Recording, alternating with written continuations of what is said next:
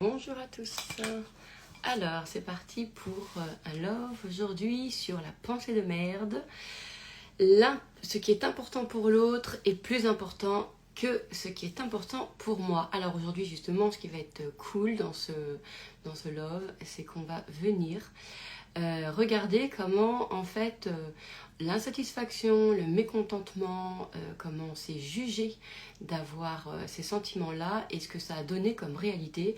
Et évidemment, ce qui compte le plus, c'est comment le transformer et le changer à tout jamais, pour toujours. Voilà, parce que c'est ça qu'on adore. Quand c'est justement pour toujours, quand ensuite, pouf, voilà, c'est plus une affaire et on s'en occupe plus.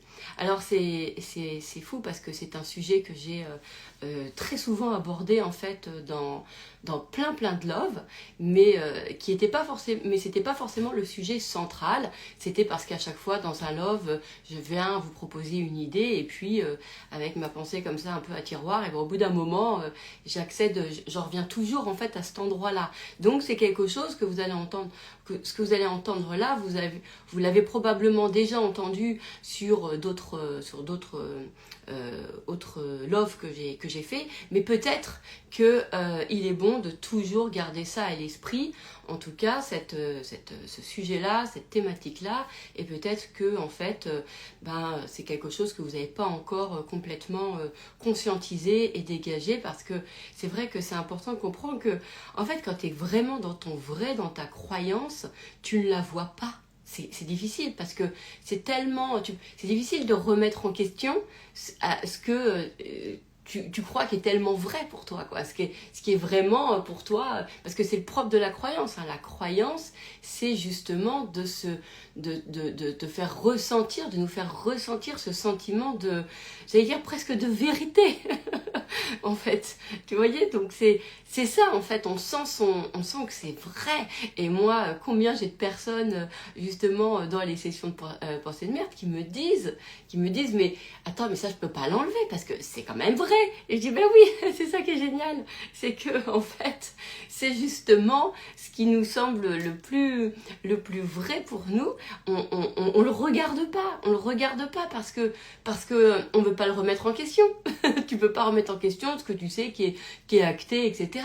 C'est ça qui est... Et ce qui est formidable, ce qui est génial, c'est cette magnifique phrase tirée d'un cours en miracle, encore une fois, de est-ce que tu préfères être heureuse ou avoir raison? Voilà, c'est toujours la même chose, je le dirais sur chaque love, hein. Mais à un moment donné, il faut que ça rentre. C'est-à-dire, quel choix vous faites? Est-ce que vous savez aujourd'hui que justement la perception que vous avez des choses, elle est complètement conditionnée, elle est complètement subjective, et qu'il y a une autre réalité qui se passe, c'est la réalité en fait de la conscience, en fait, qui nous est de la création. En tout cas, moi je vais le dire comme ça c'est une réalité que je perçois, hein, la réalité de la création, celle où en fait on peut venir transformer les choses, créer délibérément, créer intentionnellement et consciemment ce qu'on a envie, voilà, déprogrammer, reprogrammer, ça c'est une réalité.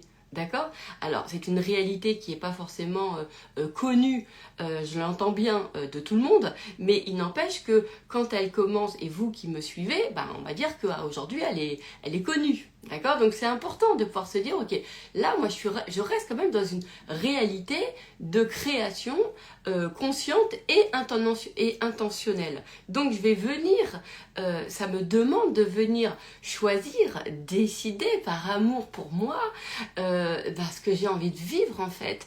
Et est-ce que j'ai envie de me donner raison à ce que je vis, même si je sens à quel point que c'est vrai, mais je peux pas remettre en question ça. Moi je me marre trop, moi franchement, avec pensée de merde quand on me dit tout ça. Et là, attendez, je vais enlever mes boucles d'oreilles parce que ça cligne dans les écouteurs. Et je crains qu'ensuite, au niveau du podcast, ça soit pas si agréable que ça. Donc voilà, on y va. Donc ça, c'est important de toujours, je pose le cadre, ok? Je pose le cadre. Nous sommes là. Quand vous m'écoutez, vous êtes complètement dans cette réalité, ok, de création consciente. C'est-à-dire, vous m'écoutez parce que vous savez que en m'écoutant, il est fort possible que vous allez entendre des choses qui vont résonner en vous. Et en fait, votre intention, c'est évidemment de pouvoir les bouger. C'est pour ça que vous m'écoutez. Vous m'écoutez en me disant, et attends, ça se trouve, elle va peut-être dire un truc qui va me faire switcher. C'est ça qu'on aime. Ça, c'est de la création consciente. C'est magnifique et c'est canon. Et ça, c'est une réalité. D'accord? Donc cette réalité-là, tout va bien. Parce qu'en fait, on a plein de réalités en fait en parallèle. Hein. Donc on a la réalité conditionnée, d'accord, ce que l'on prend pour vrai, qui est naze, qui nous fait chier, mais pourtant on peut pas le remettre en cause tellement qu'on se dit bah oui bah c'est vrai. Et c'est là où tout l'intérêt des coachings hein, et des coachs, hein, c'est super parce que justement on a ça. Et aujourd'hui peut-être voilà que même de plus en plus de personnes entre nous on arrivera à nous le faire. Je sais pas qu'on discutera, et ben, au lieu d'appuyer la réalité de l'autre, on lui rappellera mais attends, tu préfères avoir raison ou être heureuse là, parce que tu vois, et ça c'est canon. Alors en général quand on dit ça, quand la personne elle ressent vraiment son truc, elle a pas envie, elle dit non mais attends c'est bon là. Et ça c'est un truc qui me fait rire, excusez-moi, mais c'est vrai hein, parce que je sais à quel point on s'attache, on est attaché au truc de mais si c'est comme ça je te dis. Vous voyez, bref. Pourquoi je dis ça? Et donc, il y a la réalité qui est complètement conditionnée, il y a la réalité, en fait, du paradigme de la création, hein, celle-ci, hein, voilà, celle que on est en train de vivre et celle qui vous fait, celle qui fait que vous regardez justement ce love. Et puis, il y a l'autre réalité, en fait, qu'on va choisir, la réalité qu'on va définir, notre réalité, notre réalité, en fait, qu'on va adorer, quoi, notre réalité adorée. Vous voyez, celle qui vient répondre en fait au paradigme que vous avez choisi. D'accord? Moi, j'ai choisi le paradigme d'amour aussi. Alors, dans ce paradigme-là, du coup, il y a plein de choses, il y a plein d'autres paradigmes. C'est-à-dire que dans chaque secteur de ma vie, etc., c'est régenté lui-même par un tout autre paradigme, mais on va dire que le global, le cadre général, il est à partir de justement l'amour et ça me fait réfléchir, enfin inspirer on va dire, ou réfléchir, je sais pas, on peut dire comme ça, parce que il y a aussi beaucoup de, comme j'ai vu dans mon post précédent, de discernement aussi pour ça, réfléchir à quel paradigme j'ai envie de me créer dans chaque secteur, etc. D'accord? Alors, hello Alice. Donc, celui-là, vous allez l'adorer, même si j'en ai parlé très très souvent. Le thème de ce love, c'est donc ce qui est important pour l'autre est plus important pour moi. Alors, celui-là, il vient titiller très très très souvent, et j'ai encore eu hier soir avec une de mes clientes, et c'est pour ça que ça m'a inspirée. Je me suis dit, faut que j'en reparle parce qu'elle le voyait absolument pas. En fait, à quel point, en fait, elle minimisait parce qu'en fait, nous n'avons aucune conscience, parce que nous avons donné aucun crédit, en fait, à ce qui est important pour nous. Et donc, quand on n'accorde aucun crédit, parce que, pour X raisons, parce qu'on ne l'a pas appris, etc., d'accord ? Eh bien, on va avoir, on peut aussi se juger derrière parce qu'on a des sentiments d'insatisfaction et de mécontentement. Donc on va juger en plus ce qu'on ressent. Donc là, on va parler aussi de gratitude et de redevabilité. Donc restez là parce que je pense que ça va énormément vous parler. Pendant très très très très très longtemps, je n'ai jamais pu comprendre la gratitude. C'est-à-dire que pendant longtemps, la gratitude m'énervait. Ça m'énervait parce que, évidemment, ça venait me faire ressentir tout ce truc à l'intérieur de moi, en fait, que j'avais depuis tellement longtemps, en fait, qui était sur le fait qu'on m'a toujours dit de reconnaître, de me satisfaire de ce que j'avais, que les autres avaient pire, que c'était pas bien de se plaindre, que déjà on doit s'estimer content d'avoir ce qu'on... On devait s'estimer déjà heureux ou content d'avoir ce qu'on a, etc., etc. Donc tout ce truc-là, c'était quelque chose, en plus, moi, je pense que j'avais déjà, d'une façon innée, des valeurs de plaisir très, très, très, très, très, très, très fortes. Et ça, c'est vrai que j'avais cette... ce qui me donnait cette notion d'exigence, c'est-à-dire que, enfin, je sais pas si c'est le bon mot, mais vous savez, quand vous avez des valeurs, vous ne pouvez pas négocier avec. C'est-à-dire que j'en ai beaucoup parlé hein, dans les Love, justement, du fait que oui, attention aux valeurs. Ce qui est très important dans les valeurs, c'est de quelle façon on les a codées. Ça, c'est très très important. Mais bref, moi j'avais par exemple dans cette valeur plaisir, moi je suis quelqu'un qui, alors là, si tu me caches mon plaisir, je vous jure que là ça va pas du tout, je suis énervée, je suis, en fait tu vois, ça peut me faire monter une colère, tu vois, il y a quelque chose comme ça, c'est le propre aussi d'une colère, la colère elle nous rappelle en fait qu'à un moment donné nos valeurs elles ont été venues toucher et entraver, d'accord, et ça peut me le faire sur plein d'autres choses, hein, sur justement le manque de loyauté des personnes, parce que moi voilà, j'attache beaucoup d'importance à la loyauté. Je suis quelqu'un hyper, voilà, je suis comme ça. Il y a énormément de valeurs, enfin en tout cas dans mes valeurs, c'est un truc voilà, l'honnêteté, enfin il y a des choses comme ça qui peuvent venir vraiment me toucher et quand c'est enfin alors par exemple je pourrais dire que j'ai la valeur de justice, j'ai appris en fait à la voir, c'est-à-dire que il y a quand c'est injuste ou quand ça va pas, il faut que mon cerveau il remettre en fait dans la notion de justice, ou peut-être que c'est peut-être pas forcément la justice mais peut-être d'égalité, ou je sais pas encore, parce que je sens que celle-ci elle est en train de se travailler encore à l'intérieur de moi, etc. Parce que même sur nos valeurs on a des mots, en fait c'est des mots qui nous sont appris, mais finalement quand je rentre un petit peu dedans je me rends compte que c'est pas tout à fait ces mots-là, et des fois je dois me faire cet exercice de me dire et quel est le mot le plus proche de mon sentiment, puis parfois le mot il n'existe pas et je me dis bon bah c'est pas grave, je vais parler en sentiment. Et d'ailleurs ce qui est marrant parce que même l'évolution aujourd'hui on parle avec des smileys, mais moi par exemple ça me parle beaucoup plus que des phrases parfois, parce que une émotion chez moi elle va beaucoup plus par exemple me parler en fait, puis parfois j'ai besoin vraiment d'explications, de mots, etc. évidemment. Donc on va revenir à ça, à ce qui est important pour nous. Donc évidemment ce qui est important pour nous c'est justement la reconnaissance de nos valeurs et puis aussi nos fonctionnements par exemple, mais ça j'en ai déjà parlé, mais c'est pas grave, je le reparle. Dans le langage d'amour, imaginons que justement j'ai ce paradigme d'amour depuis toujours, sauf qu'il n'était pas conscientisé, et je crois que je me suis allée le créer, mais en fait je suis allée me créer ce qui avait été déjà à l'intérieur de moi sans doute. Bon, l'œuf ou la poule, je veux dire, c'est quelque chose qui parfois je me dis je sais jamais finalement est-ce que je saurais vraiment quel était le point de départ. Bref, mais c'est pas tant le sujet, on va faire quelque chose de très pragmatique. Donc moi dans mon langage d'amour, encore une fois, il y avait des choses qui sont importantes pour moi. Dans mes valeurs, il y a des choses qui sont importantes. Or quand on est enfant, d'accord, on vit aussi avec évidemment les valeurs de nos parents et puis les valeurs de notre entourage. D'accord? Et en général, finalement, nos parents, ils cherchent pas tant, en tout cas, c'est l'expérience. Attention, hein, c'est l'expérience. Là, c'est juste perso, hein, c'est pas le monde entier, hein, d'accord?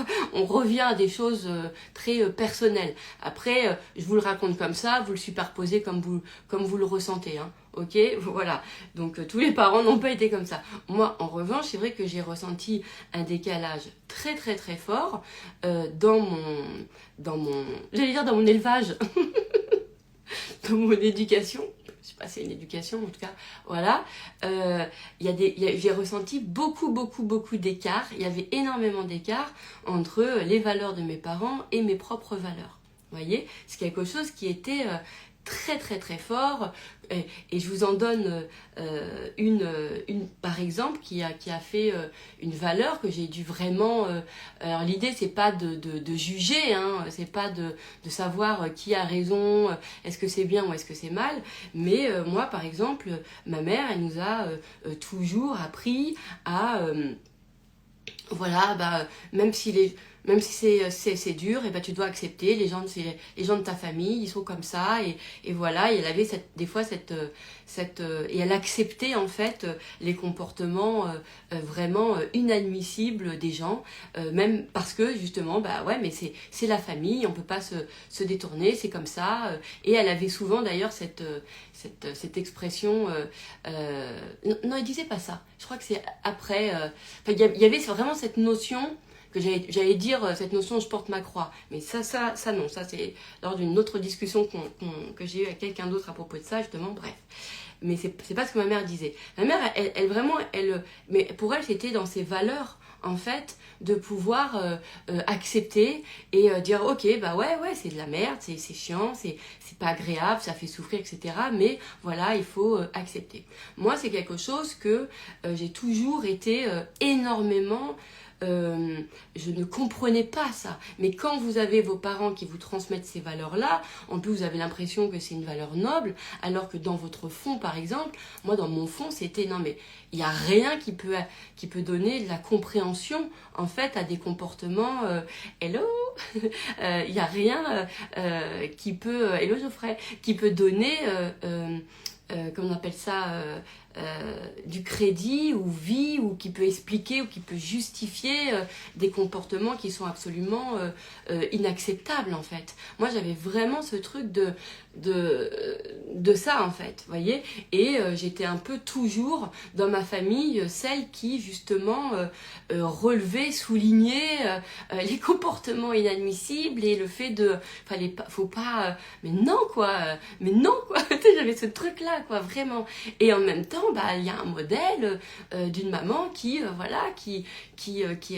accepte parce que les liens du sang, etc. Une des premières choses qui m'a fait énormément de bien dans ma vie, mais après chacun le fait comme il a envie, c'est que je suis allée, moi, me dire, mais je n'ai pas les liens du sang en fait, j'ai les liens d'amour, et les liens d'amour, ce ne sont pas les mêmes que les liens du sang. Je vous l'ai déjà expliqué, je vous l'ai déjà dit, moi j'ai pas du tout la notion de famille comme vous le pouvez, comme ça nous est appris. Moi très tôt finalement je me suis beaucoup plus construite avec mes amis, j'ai toujours eu beaucoup de potes, beaucoup d'amis, je suis toujours beaucoup sortie, mais très tôt, vraiment enfant, c'était quelque chose qui était là, et finalement la joie d'être avec eux, m'amuser, le plaisir, ou avec mes sœurs, ça pouvait être joie, mais franchement la notion de la grand-mère, le grand-père, le grand-oncle, je me suis jamais sentie, l'arbre généalogique ne me parle pas du tout, j'ai jamais cherché ça m'a jamais intéressé de connaître la vie de mes aïeuls, je sais pas comment on dit ça, voilà, c'est comme ça, pourquoi j'aime le chocolat et pas le sorbet cassis, à un moment donné, en tout cas, la notion de racine ne m'a jamais parlé. C'est pas quelque chose qui venait me chercher, vous voyez. Et donc, c'est vrai que tout ce qu'on m'imposait sur les liens du sang, eh bien, il y avait quelque chose que je le comprenais pas. En plus, moi, je regardais toujours les gens qu'on aimait, les gens ceux qui ont été adoptés. Enfin, je me disais, pourquoi en fait voilà, déjà on me disait oui, le sang parle et tout. Moi, il y avait des trucs qui ne me parlaient pas. En revanche, je peux dire ouais, l'amour parle. Ça c'est vraiment clair. Bref, et donc pourquoi je vous raconte ça, c'était justement pour revenir à. Donc il y a des choses comme ça qui sont, c'est vrai, il y a des choses qui sont peut-être innées dans nos valeurs. Il y a des choses sur lesquelles très tôt, en fait, on sait que c'est. Alors on ne le sait pas que c'est important pour nous, mais c'est important pour nous. D'accord? Très tôt, voilà, il y a des choses qui, par exemple, c'était, moi je pouvais être hyper, ça pouvait énormément conditionner ma journée, ce qu'on pouvait me dire. Voilà, la parole, si on me disait des choses super, ou si on me disait un truc merdique, ça pouvait me bousiller ma journée. Donc en fait, les bons mots, la bonne façon de parler, c'était quelque chose qui, l'amour que je ressentais dans les mots était quelque chose de très important, alors que je pouvais être avec un entourage où les mots, rien à faire quoi. C'est-à-dire que c'est pousse-toi, sors de là, machin. Tu vois, c'est des trucs où voilà, dire je t'aime, c'est inexistant. Enfin pas vraiment, où il y a des trucs comme ça où la valorisation, ça se fait pas, parce que, voilà, comme dans beaucoup de notre génération, c'était faire pas preuve d'humilité et que c'était pas bien de se valoriser. Voilà. Mais ce qui est génial, parce qu'aujourd'hui, ça a donné beaucoup de travail. Il y a beaucoup de coachs qui travaillent sur l'estime de soi et sur le fait de s'aimer, etc. Donc, bon, bah, voilà.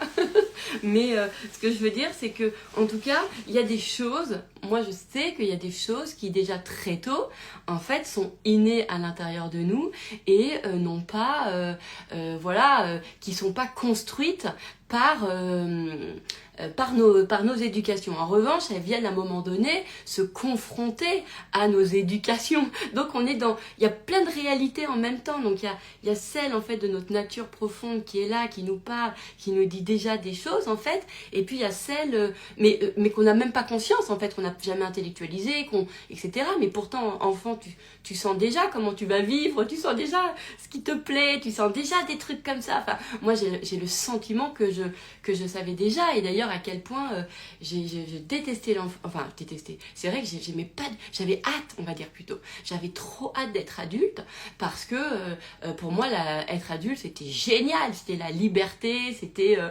l'autonomie, c'était être libre en fait, voilà, alors que tout ce qui était enfant n'était pas, c'était quelque chose qui me faisait beaucoup souffrir. Donc c'est vrai que des fois, aujourd'hui, des fois quand on me dit ouais, faut retrouver l'enfant que t'es en toi, je fais attends, moi j'ai kiffé, moi j'ai pas kiffé, hein, moi j'ai kiffé devenir adulte. Et là aujourd'hui, et moi, pour rien au monde, je l'ai déjà dit, hein, je reviens enfant, moi je suis bien adulte. C'est oh là là là là. Après, évidemment, si peut-être si j'étais née, vous allez me dire oui, si t'étais née dans une autre famille, démente, etc.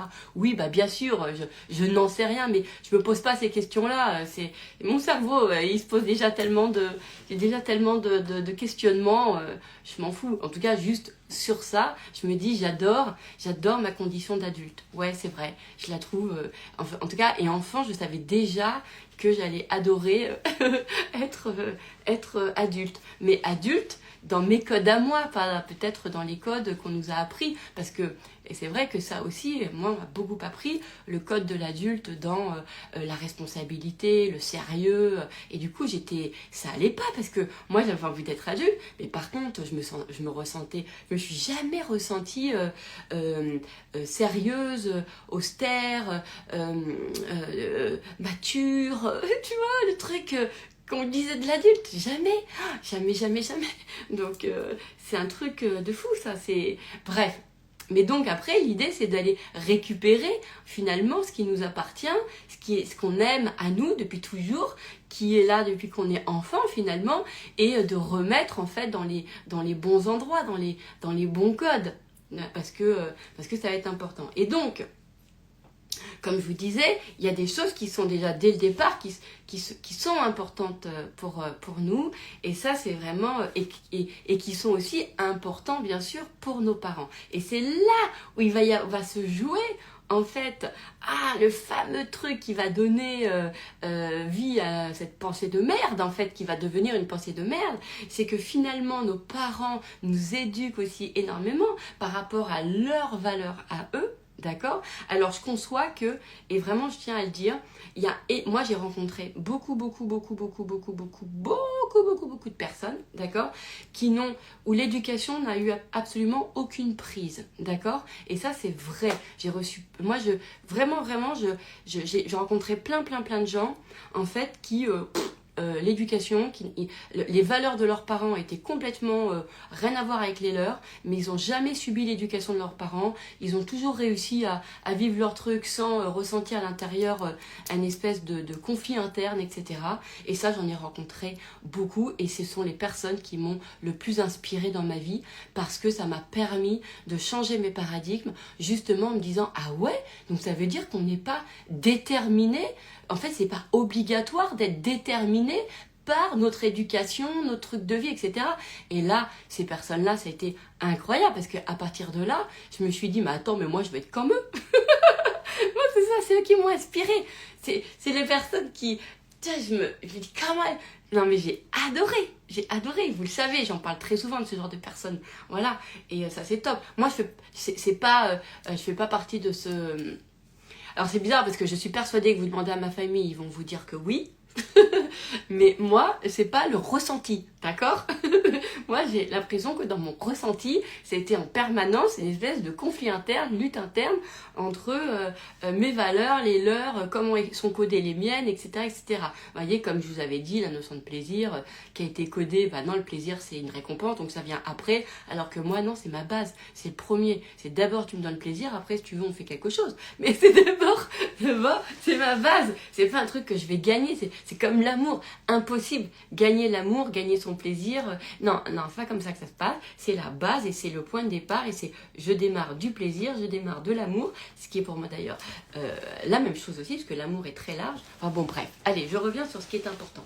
Je l'ai jamais quitté en fait le sujet. On est d'accord.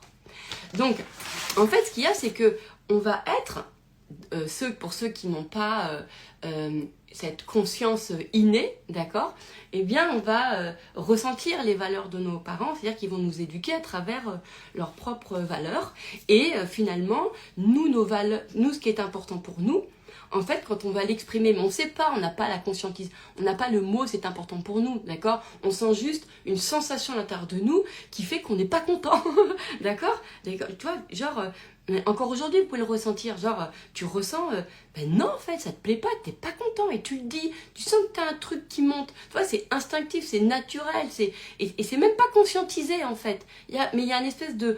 Toi, il y a un élan comme ça, le corps il y va, la tête il y va, partout, et ça dit, ben non, en fait, ça vraiment, ça met ce mécontentement, d'accord? Et en fait, bien souvent, c'est ce mécontentement qui est jugé, en fait.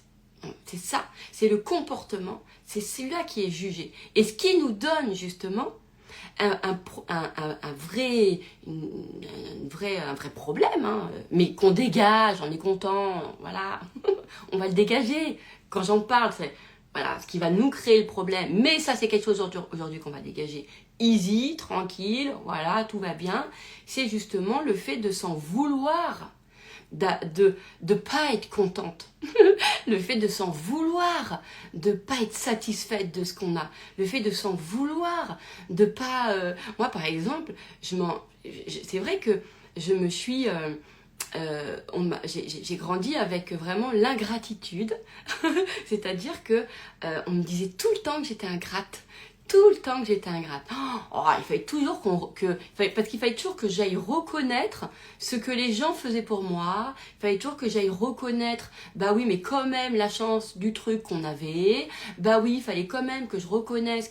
Sauf que pour moi, ce que j'avais ou ce que les gens faisaient ou machin et tout, c'était pas important pour moi. Ça me touchait pas. C'était pas mon important à moi. En fait, c'était l'important des gens qui me disaient bah ouais mais regarde ça c'est important, bah oui mais ça c'est machin, etc. Vous voyez, donc tout d'un coup il y a des choses, et en plus quand on vient vous culpabiliser, quand on vient vous dire que votre réaction elle est pas normale, alors qu'en plus c'est une réaction biologique, c'est une réaction complètement naturelle, bah tu finis par croire que c'est identitaire, tu finis par croire que c'est ton je suis. Tu vois, c'est je suis ingrate. C'est comme ça. Parce que finalement, on ressent on ressent le comportement. Et à partir du moment où après, on se le met en je suis, parce que, en fait, ça vient d'un comportement, mais on le sent que c'est tellement en nous que du coup, ça devient identitaire. Et en plus, on nous dit, et moi tout le temps on me disait ça. On me disait tout le temps, t'es vraiment ingrate, hein, c'est dingue, hein, t'es pas reconnaissante, oh là là là. Et vous savez quoi, ce que ça m'a créé? La reconnaissance m'a créé la redevabilité. Grosse merde. Grosse merde, la redevabilité. Et c'est vrai que du coup je suis devenue alors c'est peut-être pas ce que je vous raconte là, c'est peut-être pas forcément les points de départ de l'histoire, hein, d'accord? Là c'est parce que pour vous faire ce love, j'ai eu envie de prendre un point de départ qui était celui-ci. Mais je sais très bien, et je vous le rappelle, que en plus quand on vient changer complètement sa pensée de merde, et ben on peut même se rendre compte que le point de départ, il n'était pas du tout là, il était ailleurs, etc. C'est pour ça que c'est un point de départ voilà, qui est délibérément choisi, mais qui n'est pas réel et factuel. Non, mais quand je dis réel et factuel, j'insiste, parce que, enfin, il est factuel si je donne vie à cette réalité-là, mais j'aurais pu démarrer pour vous parler de la redevabilité d'un autre point de départ. D'accord? C'est juste que pour la compréhension de l'histoire, on va voir les choses comme ça. Ok? Mais voilà, d'où ça vient, le pourquoi, il y a 1 milliard. Ça se trouve, il y a des gens, ils vont me dire, bah non, mais c'est dans ta vie intérieure, dans ta vie postérieure, en fait, je sais pas quoi, la reconnaissance. Donc, c'est juste là, à titre, il fallait, voilà, c'était plus simple pour moi de démarrer d'une histoire. Donc, je démarre sur celle-ci. Mais j'ai complètement conscience que c'est une des versions. D'accord? Donc, et puis, c'est peut-être parce qu'elle est plus simple même pour vous d'aller ensuite la transposer. Ok? Mais en tout cas, j'ai eu ce truc d'ingratitude que je ressentais fort en moi et ce truc de redevabilité en fait. Mais ça, je l'avais jamais conscientisé avant des décennies. Hein. Vraiment, hein, c'était il y a quelques années seulement que j'ai vu ça. Oh, et quand c'est ça qui est génial, c'est que je me remercie et je remercie les personnes qui font ce qu'on fait là parce que c'est top, parce que ça éclaire. En fait, ça donne des informations, ça donne de la conscientisation sur, ça met des mots sur ce qu'on ressent, etc. Donc moi, par exemple, c'est vrai que, voilà, point de départ, je me dis ça, je me raconte ça, ok, environnement complètement qui pense me gâter de ouf, que je dois être contente de tout ce que j'ai, et moi, c'est tout l'inverse, je me dis, mais non, mais c'est horrible, mais moi, ouais, et je ressens, et du coup, je me ressens en permanence en colère, et du coup, ce qui crée des comportements un peu toujours, voilà, pas contents, etc. Et du coup, qu'on te renvoie dans tes buts que ce n'est pas bien, ce n'est pas normal que tu ressens, c'est pas bien, etc., etc. Et pourtant, et comme tu sens que tu peux pas, t'as pas le choix, parce que tu sens que c'est viscéral, c'est en toi, il y a cet élan de dire, mais non, mais moi, t'es pas contente, tu vois ce que je veux te dire, et voilà, et donc tu finis par croire que c'est identitaire. Bon, ça, je l'ai déjà dit, c'est pas grave, je le répète, comme ça, peut-être que vous avez peut-être besoin de réentendre ça. Donc, évidemment, du coup, ma pensée de merde, moi, ça a été, en fait, je suis ingrate, en fait, je suis ingrate. Et c'est vrai que c'est en déchirant aussi cette pensée de merde, je suis ingrate, où en fait ça m'a fait ressentir tout d'un coup est remontée cette notion de redevabilité. Vous voyez ce que je veux dire? Alors que je n'avais pas forcément conscience. Et en fait, cette notion de redevabilité m'a fait me mettre dans ma vie, sur certaines parties de ma vie, énormément en fait en dette. C'est-à-dire que tu te sens redevable tout le temps en fait.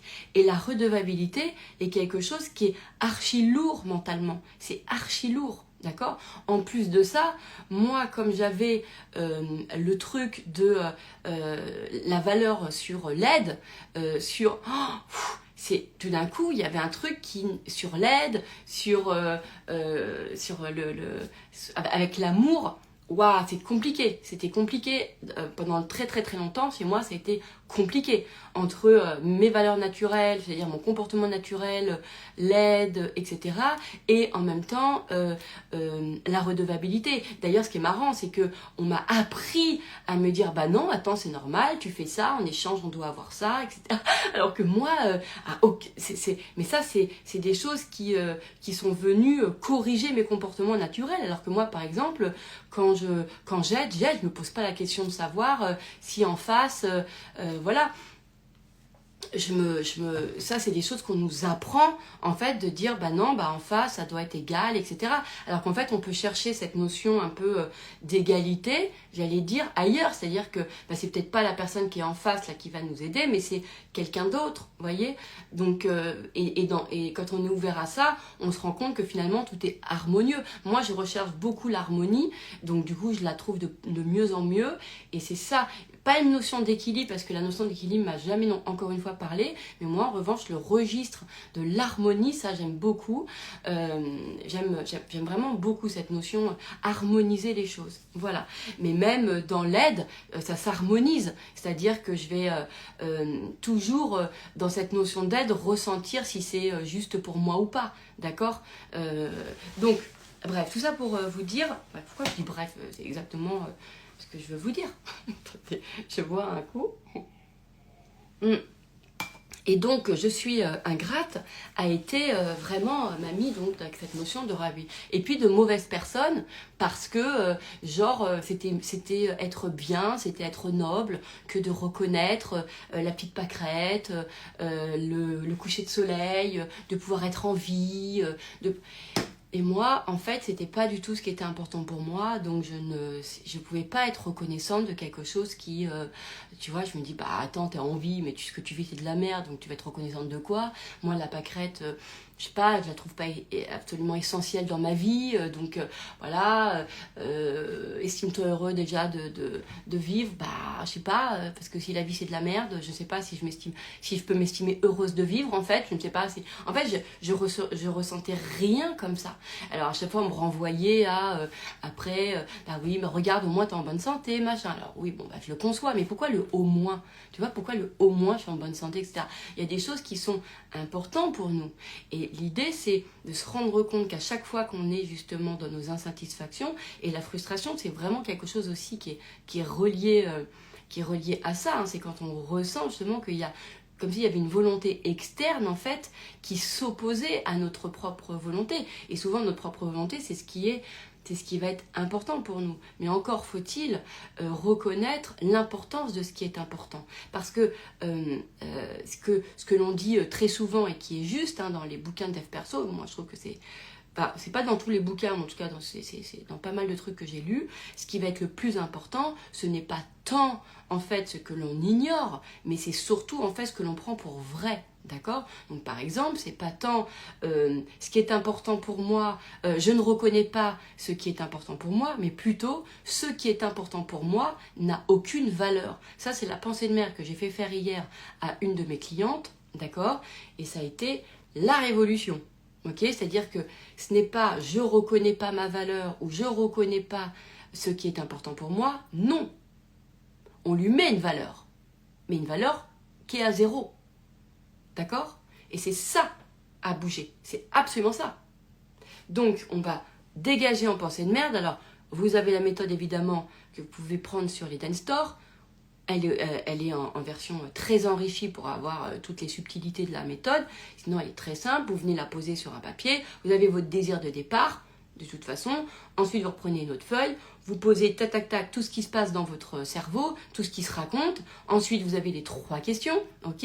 Première, c'est la conscience et le discernement de... Attends, est-ce que ça me fait du bien de me dire ça? Discernement. Est-ce que ça me fait du bien de me dire ça? Tu vois, on fait juste là appel à son cœur. Et attends, est-ce que ça me fait du bien de me dire ça? Ok, je prends ça pour vrai, mais est-ce que ça me fait du bien? Deuxième question, c'est est-ce que j'ai un bénéfice? Est-ce que finalement j'ai quand même un intérêt, peut-être ou pas, à garder ce genre de discours? Qu'est-ce qu'il y a derrière? Et la troisième question, c'est qu'est-ce que ça dit de moi? Qu'est-ce que ça dit de moi? Quelle identité j'ai gravée à partir de là? Et c'est celle-ci qu'on va venir dégager. C'est cette identité, d'accord? Justement, qu'on va venir dégager en pensée de merde. Donc là, vous allez prendre la pensée de merde. En fait, c'est ce que je me fais croire, ce que je me fais ressentir. Vous mettez cette petite phrase qui est vraiment pour vous mettre en hauteur, pour vous rappeler là que en fait, vous n'êtes pas l'émotion, vous n'êtes pas ce que vous vous racontez, vous êtes au-dessus de ça, d'accord? Vous êtes celui qui va décréer, on va dire, cette identité. Ok? Donc ensuite, vous mettez guillemets, encore une fois, pour bien rappeler que c'est juste une formulation, d'accord? Voilà, c'est une pensée. Et là, on va marquer justement ce qui est important pour moi n'a aucune valeur. Et ça, en dégagement, en pensée de merde, ça va vous faire un truc de fou. J'en suis sûre, faites-moi des retours, vous allez voir. Donc, on écrit ce que je me fais ressentir, ce que je me fais croire. D'accord? Vous choisissez comme vous voulez, si c'est plus dans l'émotion, dans le... Comme vous voulez, je m'en fous. Ce que je me fais vivre, peu importe. Guillemets, ce qui est important pour moi n'a aucune valeur. d'accord? Fermez les guillemets.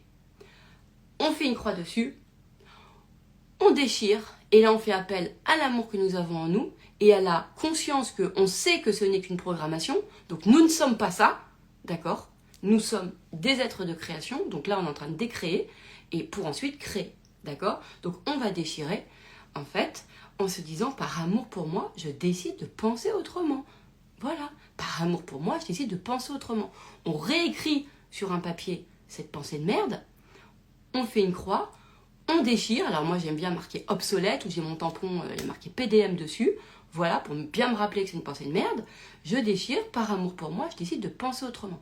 Et on va faire justement l'exercice jusqu'à temps que naturellement, parce que finalement, tout notre savoir et notre vérité propre, hein, et celle qui n'est pas conditionnée, elle est déjà en nous en fait. Donc on n'a plus qu'à révéler finalement ce qui est déjà à l'intérieur de nous. Et ça qui est fantastique. Moi avant, je croyais qu'il fallait vraiment aller même l'écrire, le définir soi-même, choisir, etc. Et en fait, à force de faire penser de merde, je me suis rendu compte, bah non, c'était déjà là. C'était déjà là. Mais j'avais pas, voilà, je l'avais pas encore complètement vécu. Et là, vraiment, après avoir fait plein de fois de PDM, ça m'a vraiment changé ça. Bref. Donc on va déchirer jusqu'à temps que son cerveau tout seul décide mais pense autrement. Et on va le ressentir. On va le ressentir. Donc on déchire jusqu'à temps. Et si vous voyez qu'au bout de 2 minutes, c'est pas, ça n'a pas switché, et bien vous revenez à la deuxième question. Attends, est-ce que j'ai un bénéfice? Parce que j'ai peut-être un bénéfice de me dire ça. Vous voyez? C'est-à-dire, par exemple, je me fais croire que, oui, mais si c'est important pour moi, je vais être égoïste. Et si c'est égoïste, du coup, ça va pas avec mes valeurs de l'amour. Parce que l'amour, c'est pas de l'égoïsme. Ah, ok. Donc là, ça y est, vous avez compris que dans l'amour, il y a tout pour l'autre. Et sinon, ça veut dire que c'est égoïste. Donc, comme on va toujours se faire vivre nos valeurs, du coup, merde, on se dit, ah ouais, ça va pas. Donc on va se faire ressentir le code de l'égoïsme. Mais comme je l'ai dit dans le dernier Love, en fait, c'est juste un jugement. C'est un jugement, c'est un mot qu'on nous a appris, qu'on a posé en jugement, d'accord? Donc, sur un ressenti. Donc ça va être... Et donc là, on se rend compte que, ok, en fait, ce qui va nous intéresser, c'est nos valeurs. D'accord? On va venir protéger nos valeurs d'amour. Donc, c'est là où vous allez redéfinir, avec vos codes à vous, vos valeurs. Et ça, c'est fantastique.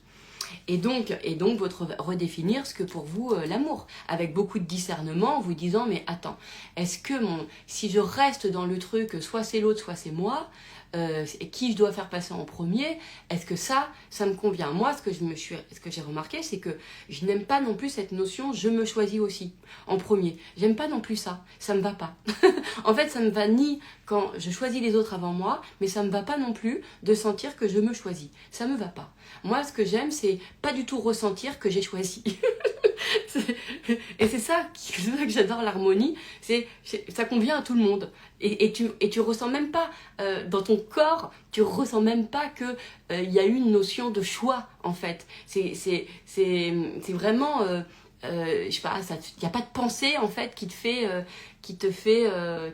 est pas agréable. Voilà. Quand tu penses à l'autre, tu ressens qu'il est content, et quand tu penses à toi, tu sens que tu es contente. Voilà. Donc moi c'est ça qui me plaît.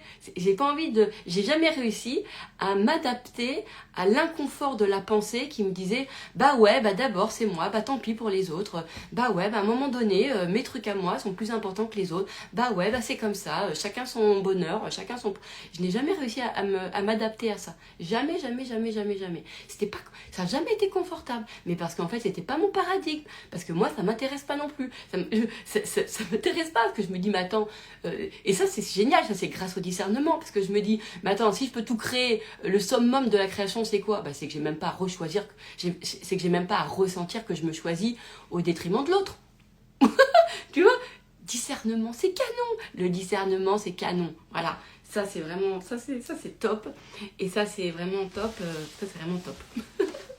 et ça c'est, et ça vraiment, bon bref, donc je me dis, et en fait aujourd'hui, je vois bien, hein, c'est ouf. Et souvent je vous dis, j'aimerais trop que vous soyez des fois dans ma tête, parce que, oh là là, comment je...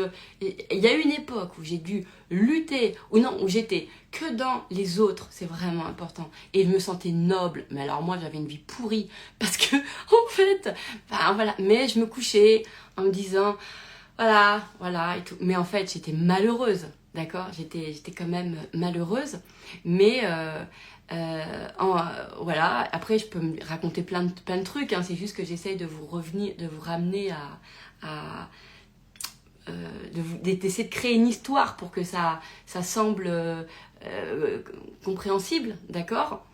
Mais il y a tellement de façons de voir tout ça. Enfin bon, bref, je reste sur cette lecture-là en tout cas, et quand après je me suis dit non, je me choisis, mais j'avais déjà fait un love hein, en disant que moi la notion de se choisir ou choisir l'autre me plaisait pas. J'avais déjà fait un love il y a 2 ans sur ça, il y a 2 ans ou 2 ou 3 ans, quelque chose comme ça.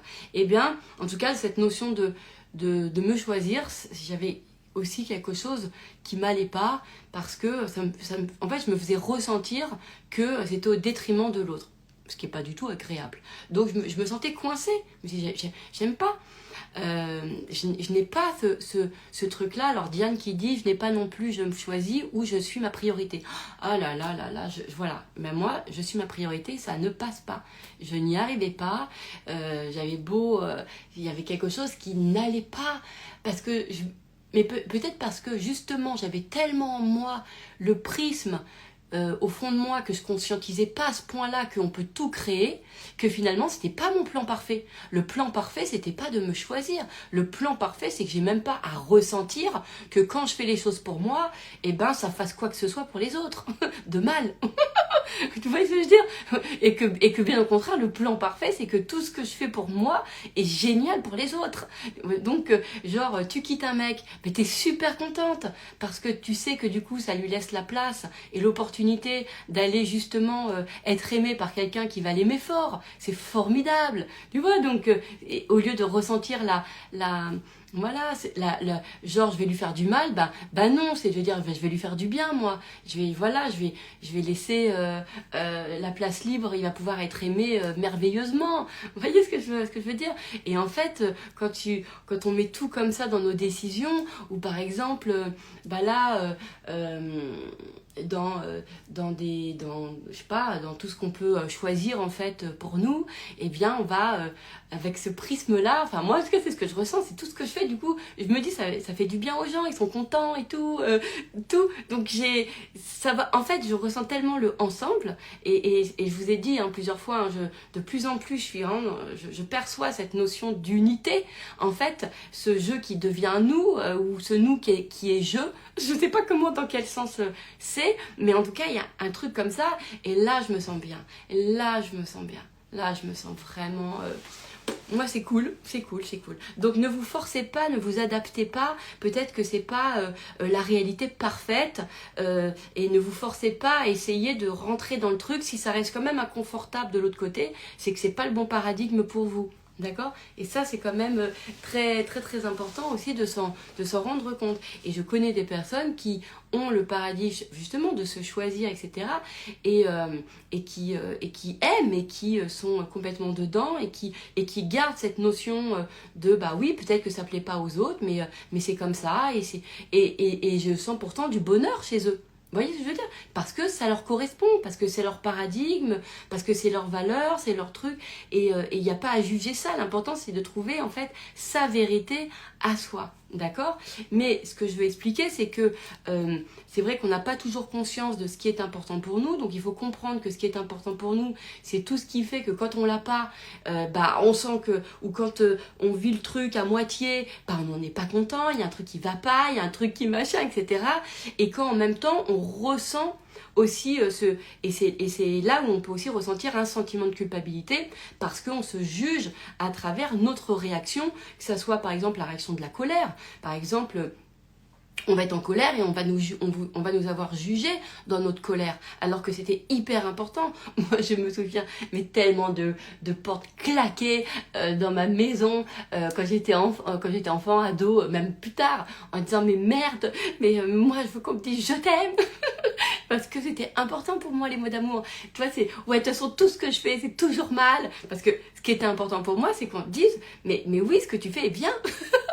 Parce que c'était pas tant de relever ce qui était important pour moi, mais c'était d'entendre des mots en fait, d'avoir une communication qui, ouais, les mots étaient aussi importants, d'accord, comme les cadeaux que je vous ai expliqué. Alors là, celle-ci, je le dis à chaque fois, mais c'est vrai, où c'était ce qui a, pour les gens, la plupart des gens, ce qui est le plus futile, et pour moi, c'est ce qui est le plus important. Enfin, une des choses qui était le plus importante, voilà, c'était les cadeaux, où voilà, moi j'ai pu, on a pu d'extérieur penser que j'ai été très gâtée, mais moi je me sentais jamais contente parce que c'était jamais le cadeau exactement que je voulais et je le prenais hyper mal.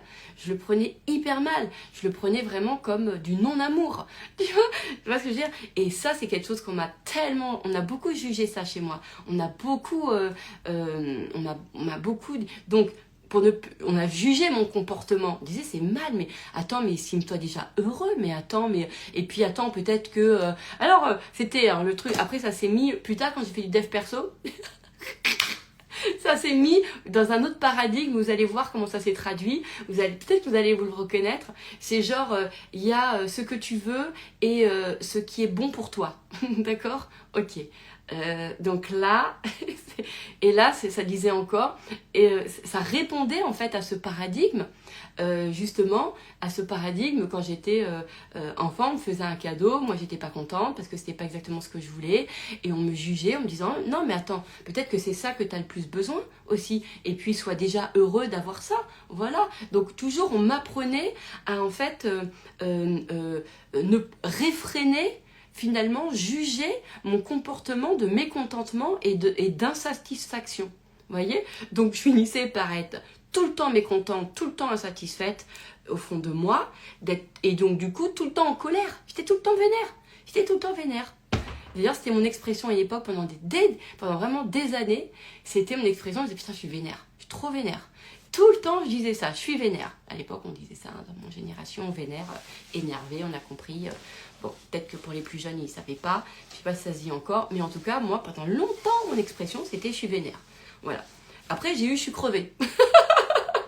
Parce que dans le travail, je comprenais que la noblesse dans le travail, c'est de travailler dur, mais moi, j'avais pas trop le truc, voilà, de travailler dur, mais je me faisais croire, je me faisais ressentir, je disais, ouais, je suis crevée, parce que je me disais qu'en me disant ça, c'était inconscient, hein, et ben ça me faisait ressentir que, waouh, la journée de boulot, waouh, ok, c'est bon, ouais, j'ai bien bossé, là. Alors qu'en fait, factuellement, j'avais dû bosser 1 heure, tu vois, et après, ma journée était finie, parce que voilà, moi, je suis comme ça, il y a des trucs, bon, bah, voilà. Bref, et en plus, ça m'a jamais porté tort de travailler qu'1 heure, hein, bien au contraire, hein, parce que ça a été même plutôt un truc génial, qui interrogeait beaucoup et qui interpellait beaucoup quand même de personnes qui me voyaient en permanence à la machine à café et qui, quand il fallait rendre les dossiers étaient là. Et les gens ne comprenaient pas à quel moment j'avais pu les faire et à quel moment j'avais pu avoir cette idée de ouf et à quel moment, et ça on me l'a dit tellement de fois, voilà, et j'ai fait, je sais pas, machine à café peut-être. C'est les nouveaux bureaux. Voilà, bref, tout ça pour vous dire que je suis vénère. Alors là, voilà, je suis vénère. Et en plus, chez moi, c'était vraiment un truc qui me faisait ressentir aussi, quand même, genre que je prenais... en fait, ça me donnait l'illusion que je reconnaissais ce qui était important pour moi, alors que c'était archi faux. Archi faux. Ça me donnait l'illusion, quand je me disais, ouais, je suis trop vénère là, tu vois. Je suis vénère de ouf. Ça me donnait cette sensation que je m'accordais de l'importance. Alors qu'en fait, pas du tout. Pas du tout. C'est fou, hein. C'est fou, hein. Les illusions qu'on peut avoir. Donc, bref, tout ça pour vous dire que... Et ensuite, à un moment donné, bah, évidemment, avec toujours grâce à Pensée de Merde, hein, qui a été mon outil de discernement magique, et où j'ai pu ressentir que finalement, j'ai pu reconnaître la valeur de ce qui était important pour moi, c'est-à-dire de ne plus minimiser et de ne plus juger ce qui était important pour moi. Voilà. Donc, les mots d'amour, euh, la, la liberté de penser ce qu'on veut. C'est-à-dire que, par exemple, ça aussi, je pourrais vous dire que moi, j'ai toujours eu une idée différente de ce qui était apporté, et on me disait toujours, ah bah toi, il faut toujours que tu dises l'inverse de ce que les autres disent. Peut-être ma liberté de penser, mon autonomie de penser. Ça fait partie aussi de mes valeurs. Puis en plus, c'est faux, parce qu'il y a plein de trucs avec qui je suis d'accord avec les autres. Vous voyez ce que je veux dire? Il y a plein d'idées où j'ai les mêmes que les autres.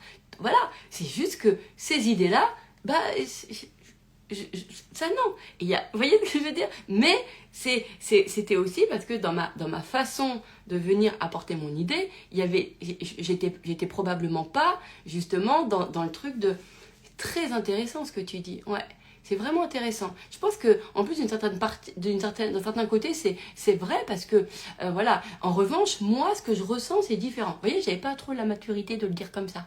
D'accord? Donc, je disais non, n'importe quoi. Je disais toujours ça, n'importe quoi. Pas du tout. Donc, forcément, en face, ça avait pas moi-même. J'avais le comportement de minimiser aussi ce qui était important pour l'autre. Vous voyez, donc.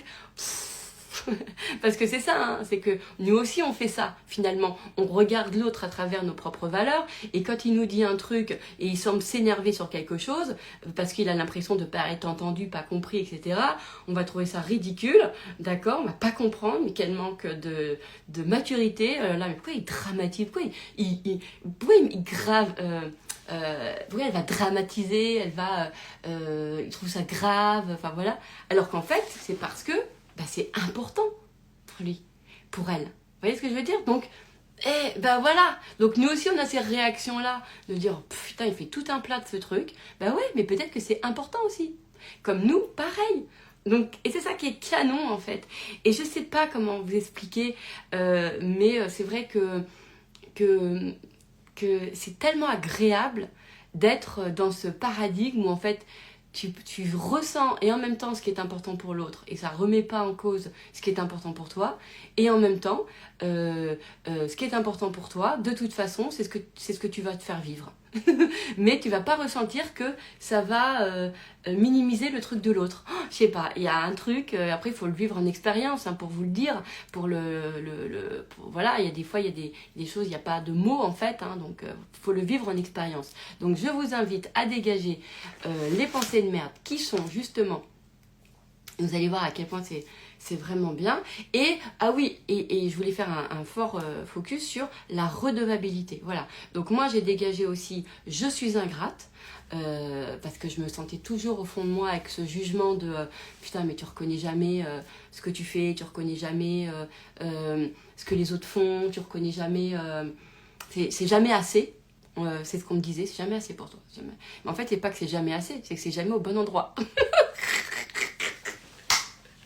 Ce que je veux dire, c'était pas tout à fait... C'est ça. Et voilà. Donc ça, c'était important. Oui, mais c'était pas tout à fait ça. Et donc, j'ai dégagé Je suis ingrate, qui a été formidable. Et en plus, ce qui est fou, c'est que moi, j'avais en plus mes codes quand même sur la bonté, donc humaine. Donc, il y avait des trucs qui... je me comprenais pas. Je me comprenais pas pourquoi... voilà. Mais bon, bref. Donc je suis ingrate. Oh, quand on l'enlève, c'est vraiment magnifique. Donc en pensée de merde, d'accord, avec l'exercice que je vous ai donné. Et puis vous allez voir que naturellement, du coup, ça va vous faire enlever le sentiment. Alors après, vous pouvez juste le retirer comme ça, le sentiment de redevabilité. Vous voyez, le sentiment de redevabilité. Et ça, c'est vraiment génial quand on l'enlève, parce qu'on peut... ensuite à y reconnaître, dire merci, là où naturellement, ma soeur la dernière fois elle me disait en coaching, et elle a complètement raison, elle me disait mais c'est normal que tu n'as pas de la gratitude sur, parce que je lui donnais des exemples comme ça. Et je lui dis, tu vois, regarde, souviens-toi, je te disais en fait que je me sentais ingrate parce que, par exemple, on me disait sur telle ou telle chose. Par exemple, je lui disais, bah voilà, on me disait que j'étais ingrate sur, par exemple, des personnes, quand j'étais plus jeune, qui ont été là pour moi, machin, et après que je voyais plus pendant des décennies, et que jamais je leur avais dit, pour les personnes d'extérieur, par exemple, merci pour leur aide, etc. Et en fait, ma soeur me rappelait, elle me dit, ouais, mais chez toi, l'aide, c'est tellement important, en fait, que c'est tellement naturel chez toi, que en fait, t'en as pas la gratitude, parce que c'est naturel.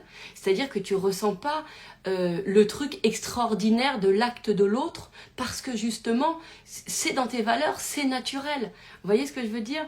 Comme, effectivement, par exemple... pour moi, c'est un autre exemple, mais voilà, pour moi, en famille, voilà, il n'y a pas de... C'est ma perception.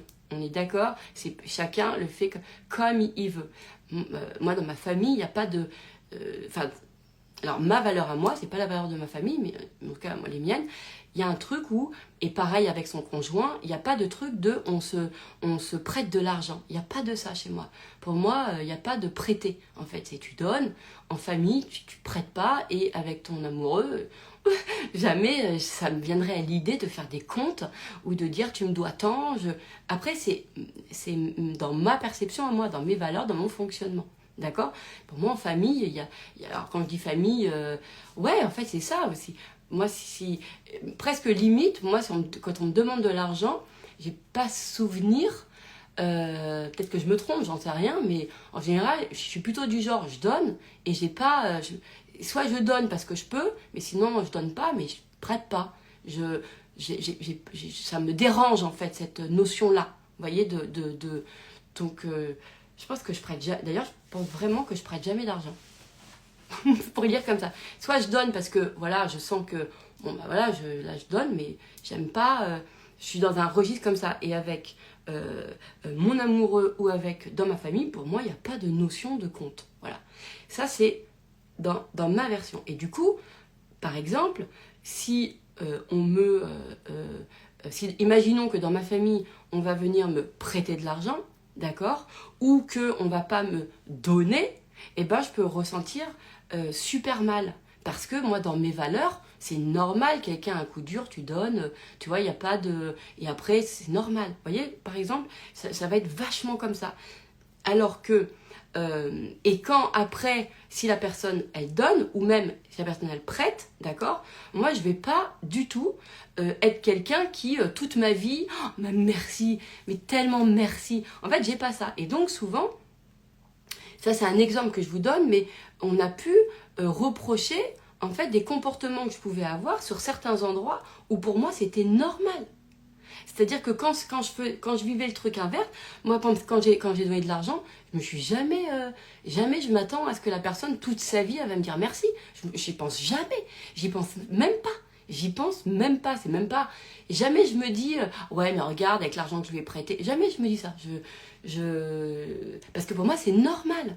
D'accord? Ça veut pas dire que je donne à tout le monde. Attention, pas peine de m'envoyer des messages. Hein. Non, je déconne. Non, je déconne pas. Mais en tout cas, il y a ce truc-là, d'accord, et j'aime pas d'ailleurs la redevabilité, d'ailleurs. Et en fait, je me pose pas la question. Et pour moi, c'est normal. Donc, quand quelqu'un va me donner de l'argent ou va m'en prêter, moi, je vais pas être dans la gratitude toute ma life. Je vais pas être waouh, parce que pour moi, c'est normal, d'accord. Et c'est là, comme ça, où a pu se créer ces notions d'ingratitude, parce que des fois on a pu me rappeler, bah ouais, mais regarde comment là on t'a aidé, comment là ça a été là, et moi je dis mais attends, c'est normal, pour moi c'est normal, vous voyez, mais pour l'autre ce n'est pas normal.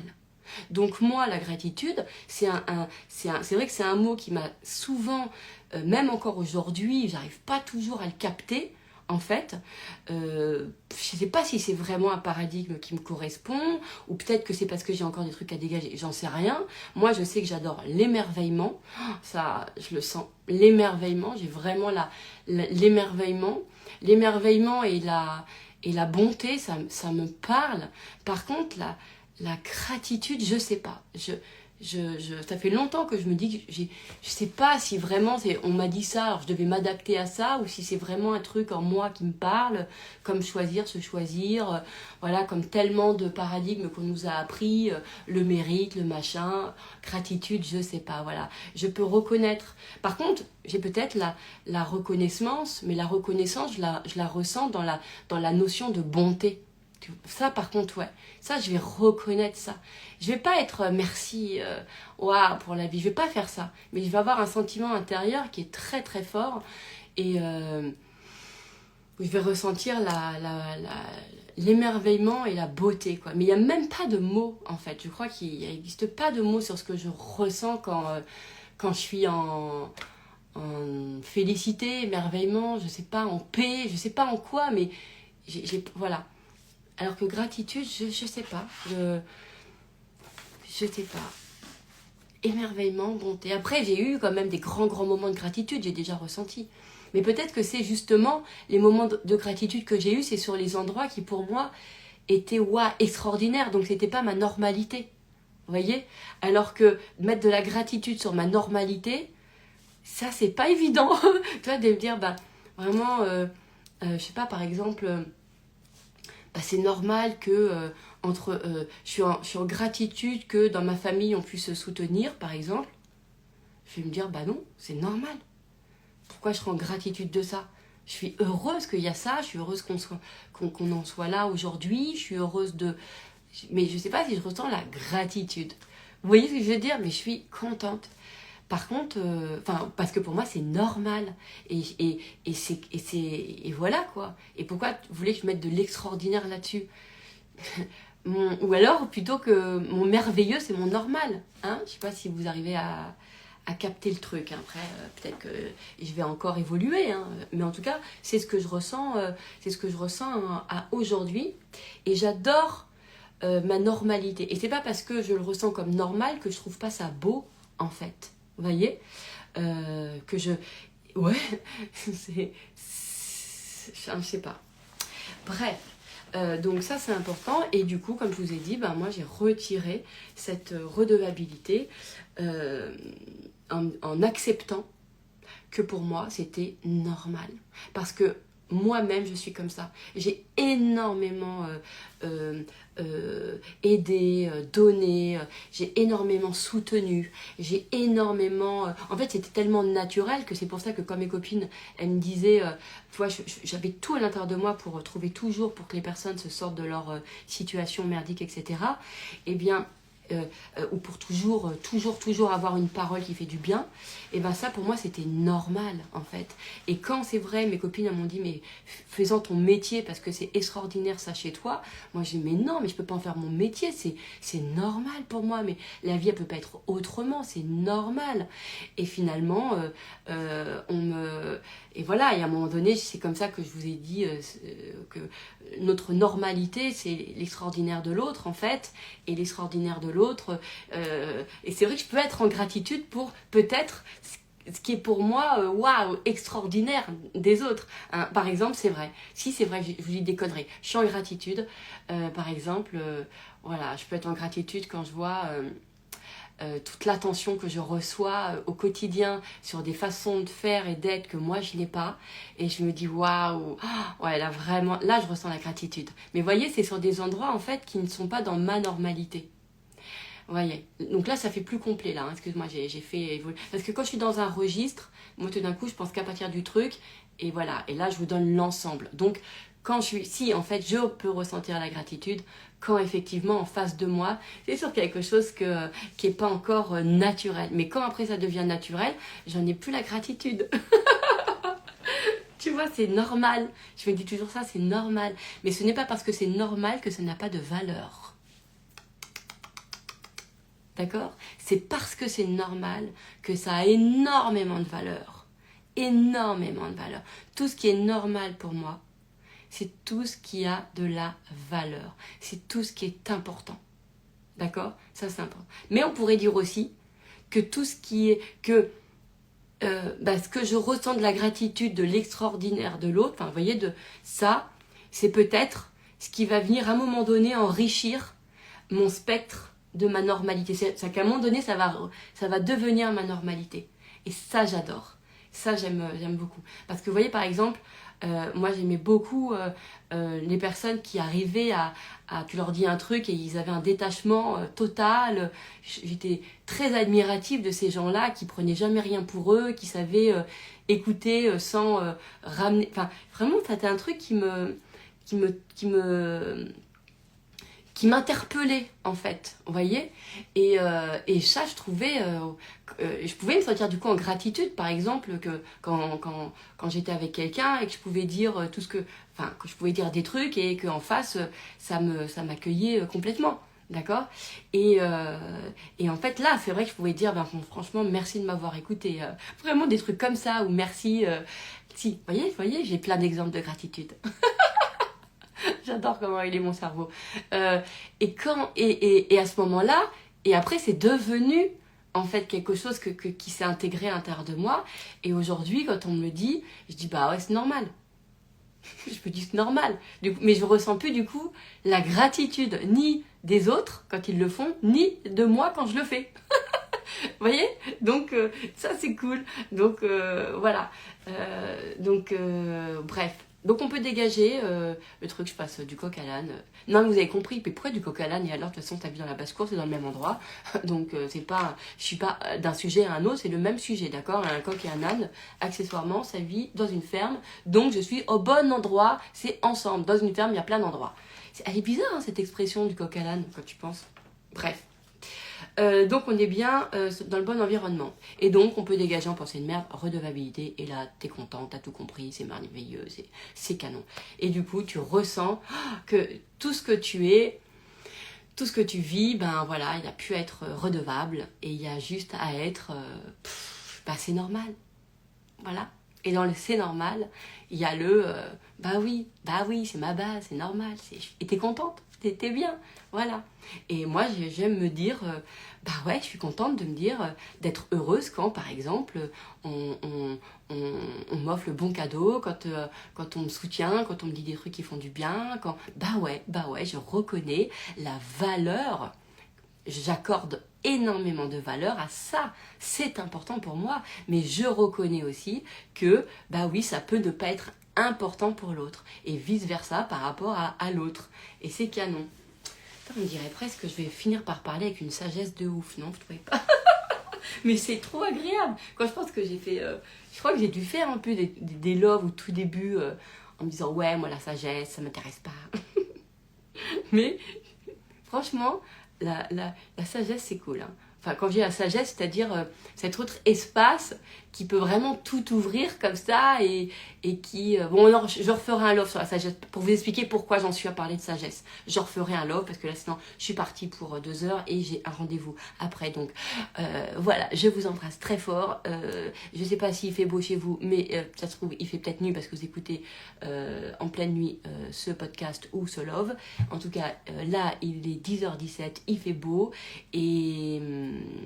donc une bonne journée ensoleillée ou une bonne nuit plein de rêves, merveilleux, extraordinaire, génial, canon, et amusez-vous avec Pensée de merde et ressentez vraiment à quel point c'est canon quand on dégage ça en Pensée de merde, comment naturellement en fait les bons codes, ceux qui correspondent à notre nature, en fait se révèlent, on les entend, on les ressent dans la tête, dans le cœur, dans l'âme. Vous voyez, il y a le sourire, machin, j'ai le sourire chaque fois que j'en pense parce que j'adore cette expérience-là. Voilà, donc ça me permet de vous donner l'occasion de vous rappeler qu'il y a Pensée de merde sur les Dance Store, voilà, que... il y a les nouveaux paradigmes, il y a tous les autres programmes parce que l'on est des êtres de création et moi je suis super contente parce que les Dance Store c'est vraiment un de mes rêves que j'ai réalisé qui était de créer un magasin de croyances. Bah voilà, il y avait plein de magasins de fringues, de plein de choses, etc. Et moi j'ai toujours dit, mon kiff c'est de créer un magasin de croyances. Voilà, on vient acheter des croyances. Et ben voilà, donc les Dance Store, tu viens acheter des croyances qui te font du bien, qui viennent répondre à ce que tu as envie, etc. C'est tout. Voilà, et je reviendrai très rapidement pour un autre love. Je vous embrasse. Surtout, faites-moi vos commentaires, s'il vous plaît, sur ce love Instagram, parce que j'ai toujours pas compris comment on regarde s'il y a des commentaires sur les podcasts, etc. Je sais toujours pas comment ça fonctionne. Je sais qu'on m'a dit, il faut mettre des étoiles. Je crois que c'est pour le référencement, donc mettez des étoiles, évidemment, si ça a plu. Je trouverai le moyen de voir où est-ce qu'il y a des étoiles. Voilà. Et puis voilà, et puis c'est tout. Hein, et puis si ça vous a pas parlé, et ben c'est pas grave.